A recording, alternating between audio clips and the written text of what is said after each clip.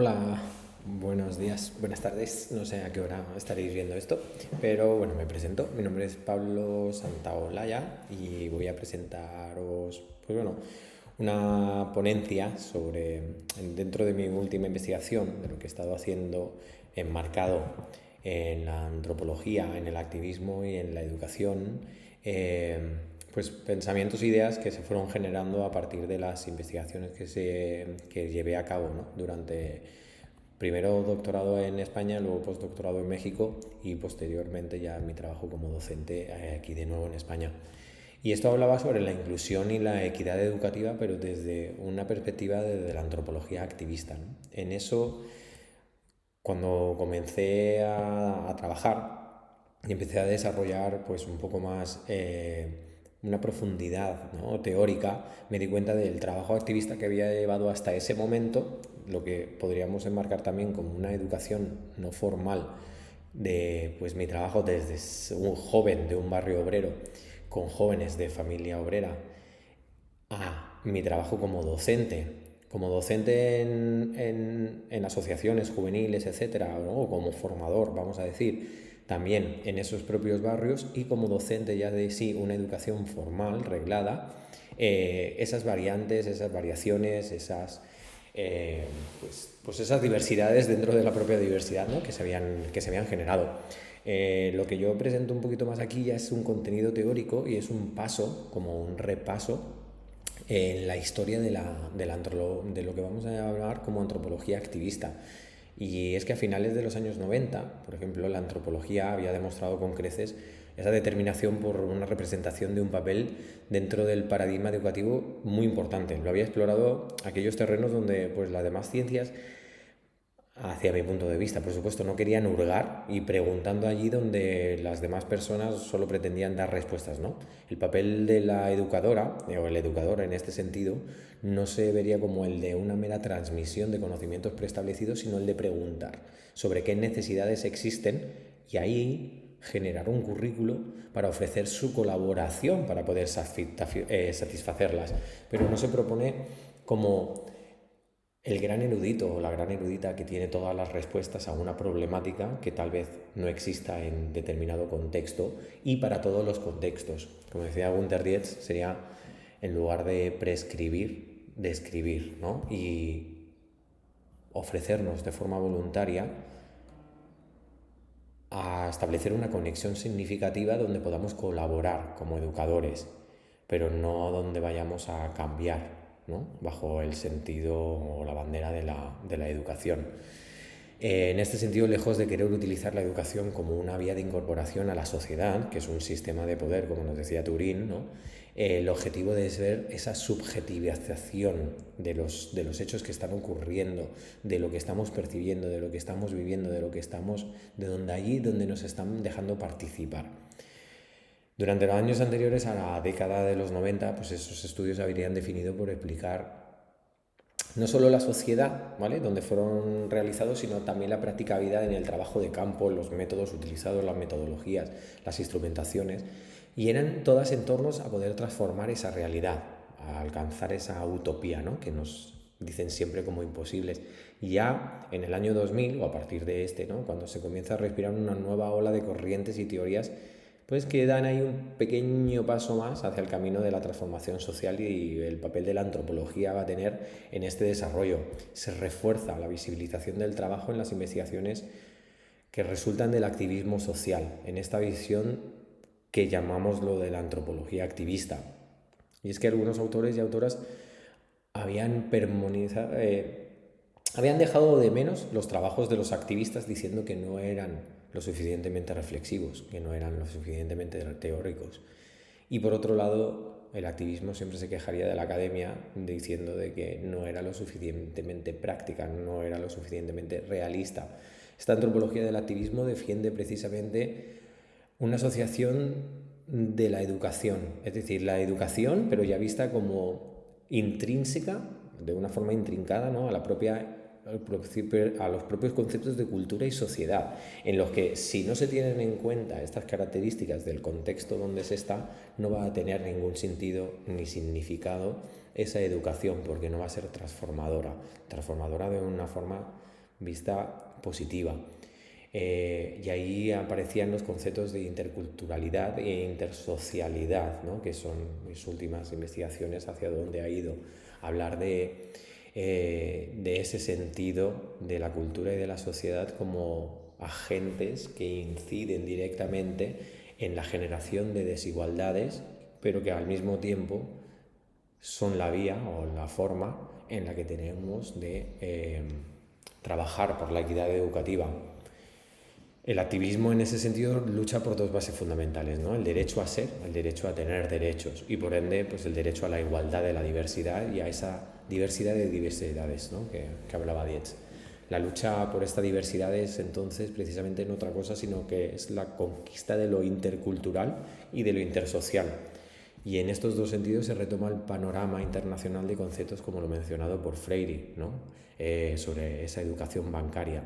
De manera que pues ahí ahora sí que ponemos en la mesa la base de la mercantilización de la enseñanza, desde dónde deberíamos trabajar para poder presentar a las personas, para poder representar a esas personas y no al sistema de mercado, porque si sin mucho más el educador o la educadora al final somos representantes de alguien, ¿no? Y de algo.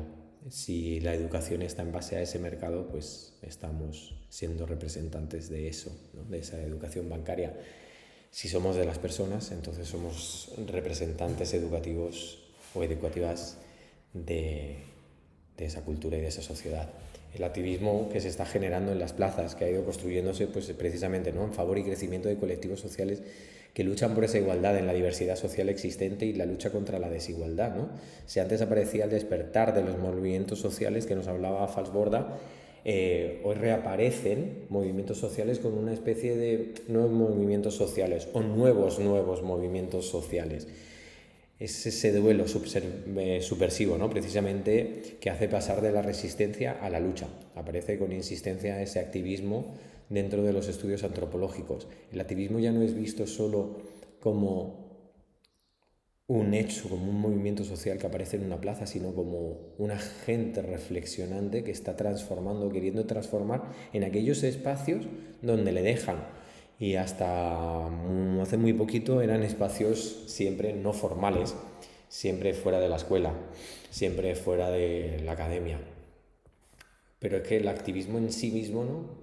Como se defiende desde la antropología activista, es una lucha organizada, donde en la mayoría de los casos los agentes damnificados por aquello contra lo que por establecer una lucha o una resistencia contra aquello que se está luchando, ¿no? Reflexionan sobre qué les ha situado en el lugar en el donde se encuentran, analizan las alternativas existentes y las limitaciones y entonces actúan en base al cambio de la situación que les oprime. ¿Cuánto de educativo podríamos aprender, ¿no? Y ver y trabajar en ello cuando hablamos de programas? En 1996, por ejemplo, Cheryl Rodríguez escribía un artículo muy interesante sobre Anthropology and Education Quarterly en la revista sobre el movimiento activista con estudiantes de origen afroamericano. La autora explicaba muy bien en The African Diaspora Community cómo alzan las conciencias del estudiantado para llevar a cabo una metodología de investigación antropológica aplicada y activa. En el apartado Developing Activist Ethnography muestra esta relevancia de la etnografía ya que, cito textualmente, emerge de las realidades socioculturales específicas, es política y sirve a propósitos educativos, literarios, creativos y activistas. Es decir, ella en esta defensa de la etnografía como herramienta para cultivar una claridad comprometida y del activismo como forma de actuación, pedagógicamente hablando, esta claridad no es cultivada solamente mediante el desarrollo de ciertas habilidades, sino que también debemos entender la necesidad de examinar las etnografías activistas. ¿Qué se está haciendo? ¿Qué están haciendo en la calle para poder trasladarlo al aula y viceversa? Una pregunta que gira en torno a cómo lo podemos lograr mediante la antropología era precisamente la de estimular una concienciación activista, generar responder al vacío, ¿no? Ha habido en procesos educativos para generar y seguir estudiando esas conexiones personales entre la escuela y su comunidad. A través de la cuestión que se remarcó durante el proceso, Who is the Pedagogue, en un trabajo precisamente también, ¿no?, llevado a cabo por Rodríguez, se veía precisamente quién es el pedagogo, quién es la pedagoga, ¿no?, preguntaba ella. Y extraía que la persona pedagoga debería ser aquella que creyese en el hecho de que el estudiantado al completo tiene algo de valor con el que contribuir. O lo traduzco: that educators should require. Estos educadores deberían requerir a sus estudiantes llegar a ser socialmente responsables para la mayor parte de esa comunidad. Es decir, lo que defienden desde este activismo antropológico educativo es precisamente que el aula tiene que ser una plataforma de reflexión sobre lo que está sucediendo en nuestra comunidad. El think local, act global, que hablamos mucho, estaría muy bien representado en esta ideología, en esta idea, en ese concepto de no podemos generar un espacio completamente estanco, completamente ajeno a lo que está sucediendo fuera de ese aula, porque estos chavales y estas chavalas que viven en el aula viven primero en su comunidad. Entonces, si los intentamos separar, como se ha hecho hasta ahora, con programas, con proyectos, con todas las tecnologías que queramos, pero no encontramos esa conexión, eso que decimos de darle un significado, al final la desigualdad se sigue generando, al final la educación se convierte en una promotora de la desigualdad, porque aquella persona que encuentre un parecido entre lo que ve dentro del aula y fuera del aula tendrá un paso por delante. Aquellas personas que pertenezcan a esa clase social, a esa cultura hegemónica o a esa cultura, a esa sociedad de la que nace el privilegio de la educación reglada formal para todas las personas por igual, tendrán un paso por delante. Cualquier otra persona, independientemente de su género, de su orientación sexual, de su sociedad, de su clase social, de su cultura, que esté dentro de la contracultura, de lo contrasocial, de lo intragénero, va a estar un pie por detrás siempre, porque primero va a tener que encontrar sentido e identificación a lo que está aprendiendo, y eso que está aprendiendo le está diciendo que todo lo demás está mal. Si esto ocurre, por supuesto, no es que no podamos hablar de equidad, sino que estamos hablando precisamente de una brecha que cada vez se abre más en el ente de la desigualdad. Para resumir y para ir terminando, me quedo con una idea de Andrea Dairns, que hacía una investigación participativa, ¿no?, en contraste con los modelos de investigación activista orientados a políticas. Según ella, los trabajos referentes a la antropología activista raramente han sido distinguidos entre los tipos de cambios que han habido en los diferentes modelos, el enganche que ha habido a esta promoción de la investigación, y los que examinan las implicaciones de distintas estrategias para el cambio social por parte de los que participan y de las que investigan. La investigación activista busca provocar cambios en el terreno legal de forma que se atiendan transformaciones específicas en los grupos donde se trabaja. Estos grupos comunitarios, sus agentes, nosotras, nosotros, educadores, educadoras, pedagogas, pedagogos, etcétera, investigadores, etcétera, etcétera, etcétera, somos quienes deberíamos estar procurando el cambio mediante un proceso colectivo de cuestionamiento, de reflexión y de acción, ¿no?, así como nos decían Falsborda o Raman o Maguire o Park o la misma Dain, ¿no?, que sustrae dos conclusiones de las personas activistas y académicas. Irá a decirnos que nos orientásemos exclusivamente a conseguir cambios en las políticas. Una, que fallarán en mostrar las formas en las que los movimientos sociales reproducen situaciones no equitativas, y por las mismas razones las otras, que serían una orientación que fallará en mostrar la producción de conocimiento del día a día de las personas en su lucha por el cambio social si no conseguimos huir de la separación, ¿no?, pretendida, que además es una separación pretendida entre la experta que investiga y la comunidad donde trabaja. Es decir, no solo como docentes, como personas que cuestionan, como investigadoras, como investigadores. Si no preguntamos desde la comunidad para dar voz, para ser vía representantes de esa comunidad, entonces se concluyen esas dos situaciones. No hay ni reflexión ni acción. A día de hoy, la verdad, si podemos observar algo, ¿no?, un antes y un después, vamos a decir, dentro de la antropología, dentro de la educación, dentro de las ciencias sociales, era que antes la acción y la participación debía ser una herramienta para poder investigar en materias de transformación social. Ahora, además, también es el discurso de aquellas personas que mediante su práctica pueden ofrecer una descripción y una producción de conocimientos necesarios para transformar la realidad. Ahora la investigación se ha abierto, ya es de todas las personas para todas las personas.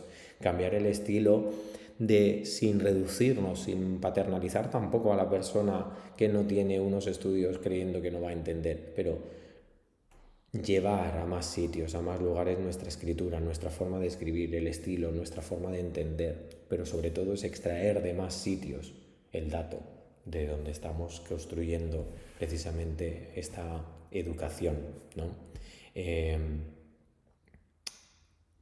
Glinda Hull, en un trabajo que hizo junto a Catherine Schultz o Waldo Emerson, ¿no? En una reflexión que hicieron, dirían, en un proyecto que hicieron muy bello de Madres Unidas, de Dain, en el centro educativo donde sus jóvenes estudiaban, acabaron con una frase que era: "We are not here to criticize", no estamos aquí para criticar, "we are here because we want something better for our children", estamos aquí simplemente porque queremos algo mejor para nuestras niñas y para nuestros niños. Y con esa es la idea, ¿no?, que me quedo en esto de antropología, de activismo y de educación, en que si queremos hacer un cambio significativo para promover esa igualdad en la diversidad, esa inclusión en la educación o esta equidad en los procesos, tenemos que empezar no solo a describir o prescribir lo que está pasando, sino a actuar desde lo que nos están diciendo que va a pasar o que ya está pasando. Y con esto me despido. Muchas gracias y nos vemos por aquí.